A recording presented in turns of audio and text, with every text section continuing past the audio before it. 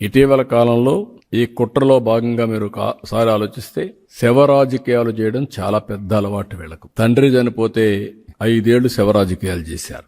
ఆ తర్వాత 30,000 మంది అనారోగ్యం పాలై నాసిరకం వస్తే కనికరం లేకుండా ప్రవర్తించారు. జంగారెడ్డిగూడెంలో 27 మంది చనిపోతే ఎంక్వైరీ చేయాల, టెస్ట్ చేయాల, పోస్ట్ మార్టం చేయాల. అంటే ఒక బాధ్యతారాహిత్యంగా చేసి దాన్ని కూడా శవ రాజకీయాలు చేసే పరిస్థితికి వచ్చారు.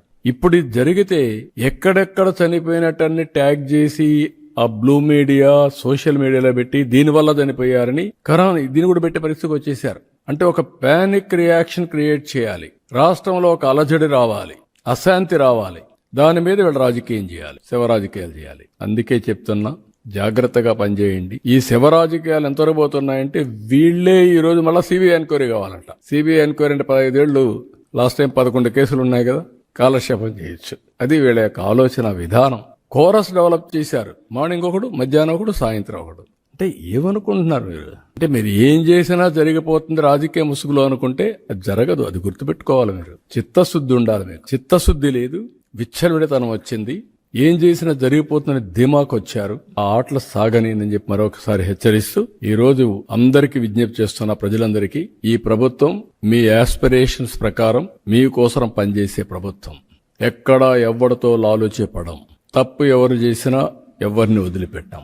మన అనే తారతమ్యం కూడా ఉండదు. అది కూడా చెప్తున్నాం. ఎవరైనా సరే వ్యాపారం చేసుకోవాలంటే వ్యాపారం వరకే పరిమితం కండి, కానీ నకిలీ మద్యం వ్యాపారం పేరుతో ముసుగులో చేయాలంటే మాత్రం కబద్దార్, జాగ్రత్తగా ఉండండి. ఒళ్ళు కూడా దగ్గర పెట్టుకోండి. మీ ఇష్ట ప్రకారం చేసి తప్పించుకోవాలనుకుంటే మాత్రం అది జరగదు.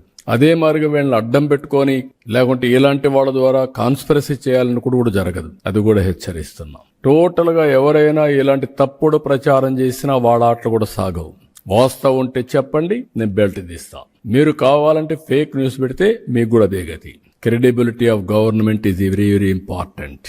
క్రెడిబిలిటీ కార్డు మీరు దెబ్బతీయాలని వస్తే మాత్రం నేను ఎవరిని వదిలిపెట్టను. ఆ విషయం వీళ్ళు గుర్తుపెట్టుకోవాల్సిన అవసరం ఉంది.